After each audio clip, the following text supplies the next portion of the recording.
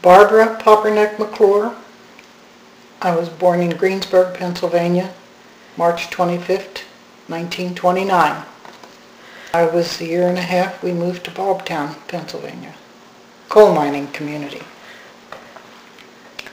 When we first moved there, all of the houses weren't built. We lived with my aunt and uncle until the house that we finally moved in was finished, and we moved into it December the 31st, 1930. It was a town that was built by the coal company, Jones and Laughlin. They owned the homes. My parents rented this house for $11 a month. The company paid the water and the electric. There was a company store in town that had all of the items that you would need to survive. The miners bought their groceries from the company store, and the amount of the bill was deducted from their pay. If you overstepped the amount of pay you earned, then you got nothing on payday, and you had a balance that you owed them on your next payday. They got paid every 2 weeks. My father, I can remember telling me he made $4 a week. We had a company doctor. He came in town one day a week. He had an office right across the street from the company house. But I remember when I had to go there for any reason, the office was packed. When anybody got sick in town, if you got the measles, your house was quarantined. There was a sign tacked on the outside of it. Your family was not allowed to leave the house till the quarantine was over. The house was 4 rooms, 2 bedrooms, a living room, and a kitchen combination dining room. We didn't have outside bathroom. We'd had an inside commode. The streets were made of a gravel we called Red Dog.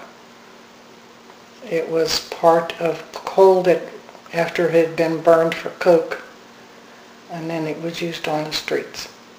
Where the Red Dog wore off was mud.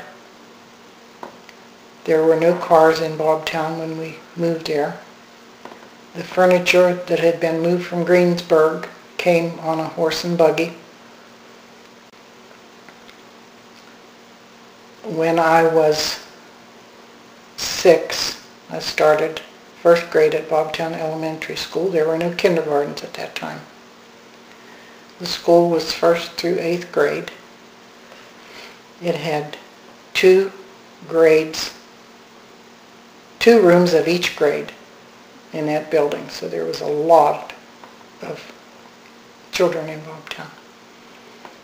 My father's sister lived in one house across the street from us, and a brother lived in a house next to that. So I had cousins all my age that I grew up with. I didn't realize it at the time, but we were what I would call a very poor family. But we didn't know that because everybody else was in the same boat. Anytime anybody had a birthday, my mother always made a birthday cake for us. We always had that. I never knew anybody who had a birthday without a cake until I was grown up and went to high school and talked to a lot of people who had never had birthday cakes, never celebrated, never had Easter baskets. So I guess we were luckier than most. Christmas was a big celebration. We always had cookies that my mother would make. Different kind of a life than today. And we grew up fine, appreciating what you've got today. Then didn't know we were doing without because nobody else had it either. It was a good life.